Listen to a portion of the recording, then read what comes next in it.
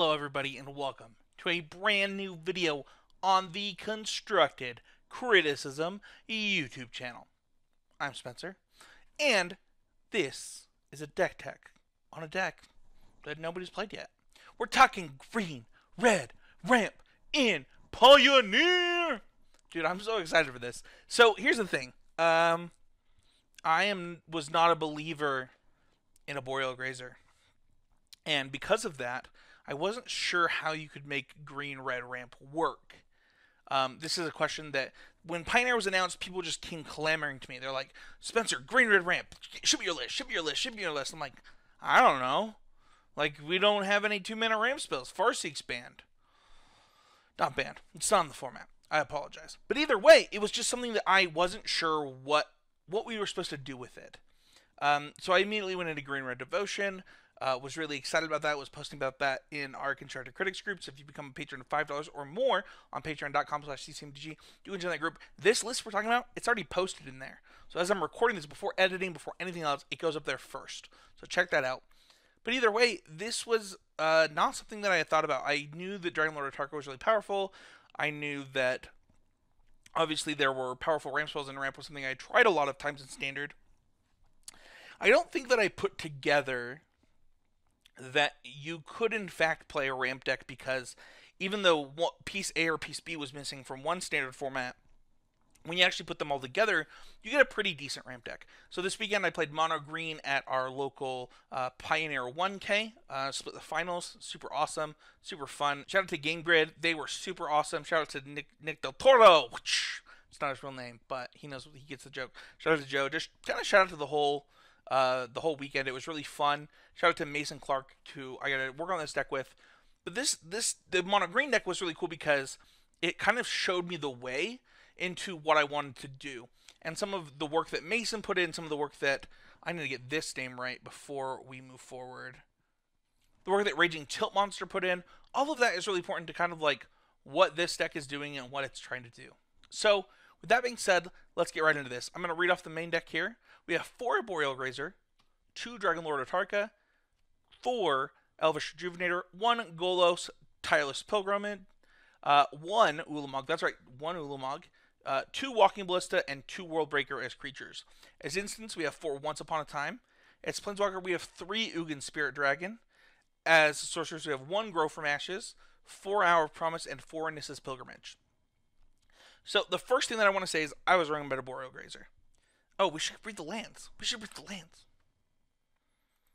For lands, we have 28 lands with 1 Cascadian Cataracts. This is actually something that makes it so you can actually activate your Golos. Something that comes up a decent amount. I'm pretty happy to have it in my deck. 3 Castle Garenbrig, 1 Desert of the Fervent, 2 Desert of the Indomitable, 2 Field of the Dead, 4 Forests, 2 Hoshup Oasis, 1 Mountain, 2 Ramanop Ruins, 2 Sanctum of Ugin, 1 Scavenger Grounds, 3 Shrine of the Forsaken Gods, and 4 Stomping Grounds. So, overall, the first thing that I need to say is, I was wrong about a Boreal Grazer. In fact, I might have just always been wrong about a Boreal Grazer. It might have just always been great. It might have always been something that we could appreciate in Standard, and now in Pioneer. And, you know what, guys, ladies, however you identify, I was wrong. We as a community might have been wrong with this card, except for a select few that said this card is great. This card is 1 mana Explorer in a lot of cases, in the cases where you want a 1 mana Explorer. And it's an 0/3 body that blocks all of those silly prowess creatures unless they want to spend a burn spell and a total of 4 to 5 damage on this. We were wrong.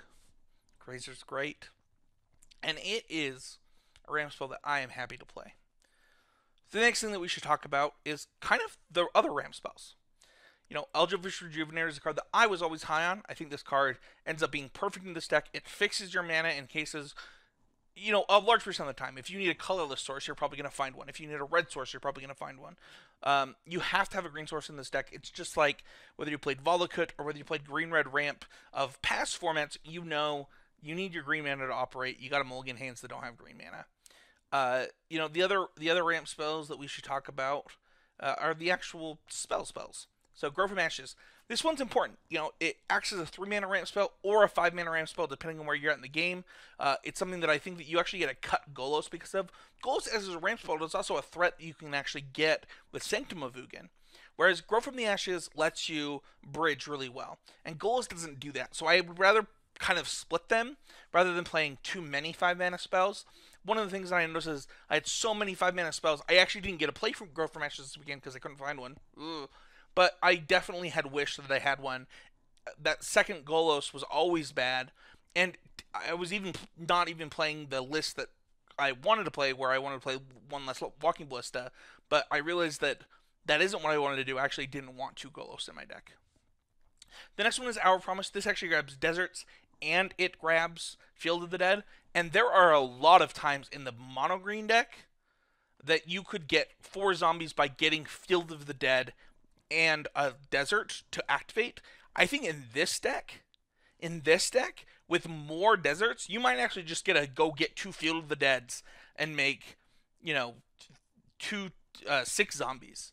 I think that this card is very good in this deck. I always knew this card was good. I immediately played this in a modern PPTQ and top 8 immediately.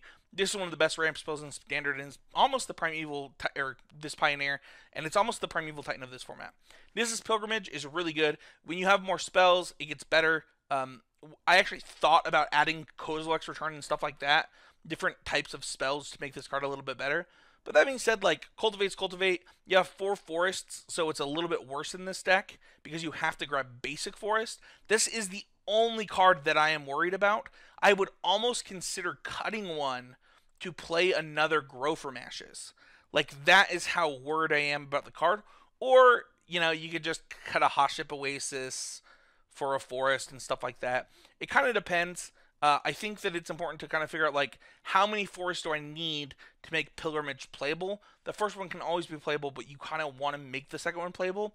One thing that I noticed during the weekend and why I was willing to maybe try this a little bit differently is that you don't actually get 3 that often. So because of that, I think it's willing to, like, think about, like, maybe we cut a Haship Oasis, maybe we do different things like that. But this, if I'm worried about green red for one reason, it's because I want my Mrs. Pilgrimages to be better. And that's my number one concern. Other than that, overall, I think the deck is sweet. I think it has a lot of the tools that you need as far as ramp goes. So let's go and talk about the threats. We have 2 Dragonlord Atarka.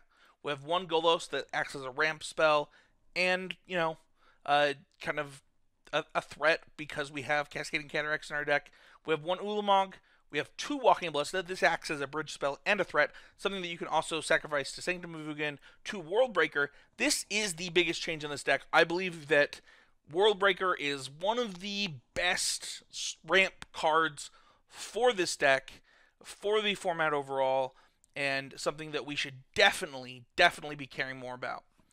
I think it is important to recognize that Worldbreaker's second ability is just underrated. The fact that this is almost impossible to kill without exile, so unless they're deck and stoning it almost in this format, it feels like you have this. The other thing is diversifying your threats this way is really great, and it also always triggers that Sanctum of Ugin. One of the other threats that we have is Ugin the Spirit Dragon. I actually found this card to be too many in our deck. I would rather have more diversified 7-drops because of the way that our deck plays, you know, from 1 to 3 to 7.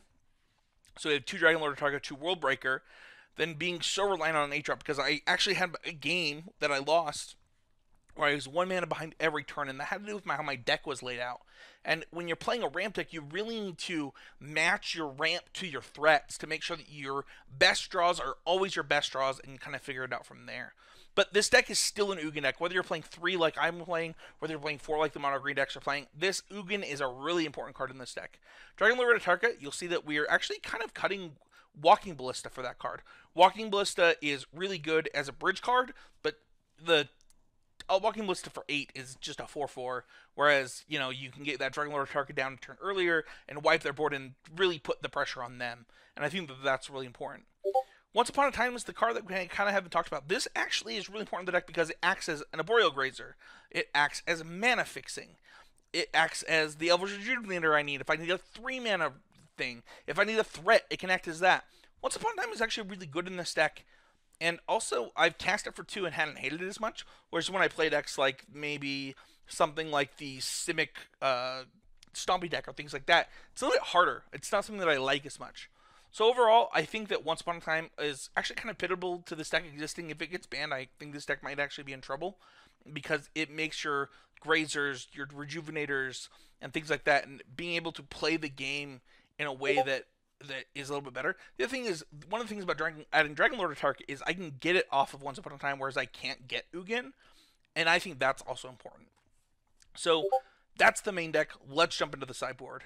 For the sideboard, I have 2 Warping Well. This is something that I talked about Mason that he said he had talked to his friend about. We didn't incorporate it into the deck that we did last week, but it is something that I was thinking about.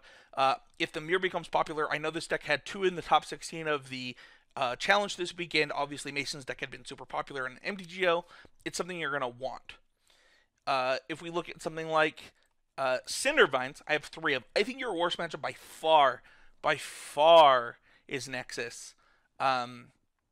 And I want to try and fix that in multiple ways. It also has other spots that it comes in against. It has a lot of utility because it's both good against combo and good against kind of different hard to deal with effects. And one of the reasons to play red is actually to get to add this to your deck. It lets you kind of get rid of some of the other cards that were worse in this slot. I have 2 Tyler Strikers. This is something that I really wanted when I thought about kind of the format moving forward. As we look forward and we could see more blue decks because of the banning of Veil of Summer, I think that Tyler Striker gains a lot of equity as something that you're going to want. I have 4 Thought Seers in the sideboard. This card is really important. One of the better adaptions, I think that's also something else that you got to make sure you play enough colorless lands, because Thought Seer is something you definitely want in this deck. It doesn't fit into your ramp plan because it costs 4 mana, so you can go 1 drop into it, and your 3 drops at that point, it's like the same as playing it as a 5 drop or playing it as a 4 drop. But at the same time, it's that good that it's worth playing. We have 3 Jotty Offshoots. This is a card that I was really doubtful that I even wanted any. After playing with it, I'm pretty sure that I do. This card definitely helped me top 8 the 1K this weekend and was something that I was really happy about. I have 1 Emrakul the Promised Land kind of as an extra threat to diversify my threats against different things. I've seen people playing a lot of really weird stuff, including Lost Legacy, all kinds of stuff like that. I want to have an extra threat in my sideboard that's kind of like an end game type of threat. And also there are just matchups where I think Emrakul is just the bee's knees. So overall, I think the sideboard's really great. This is a deck that I'm excited to try. If I change the list at all, whatever list by the time this video is edited will actually be in the show notes. So if I make changes to this list, you're like, hey, this doesn't match your deck tag exactly, just leave a comment, ask me, like, why did you make this change? I'll be happy to answer it. But the list that I'm going to put into the show notes will be the list that I'm on at the end of editing. This is a work in progress, something I'm really excited about still. So thank you, everybody, so much for watching. Don't forget to listen to the podcast at Constructive Criticism. Don't forget to share everything else on the Constructive Criticism Network. We've got a ton of podcasts going on. Just go to constructivecriticism.com. We've got a Pioneer podcast if you like this content. Don't forget to check out MTG Trailblazers. We got Popper. We got Arena in Arena Mythicast. We got MTG Parenting in Homeward Path. And then we got the flagship show, Constructive Criticism. And as soon as possible, I will be bringing back limited time only. We will have all of your bases covered on the Constructive Criticism Network, and I couldn't be more excited. So thank you so much. Smash that like button, hit that subscribe button, and we'll see everybody next week with another deck tech on Constructive Criticism.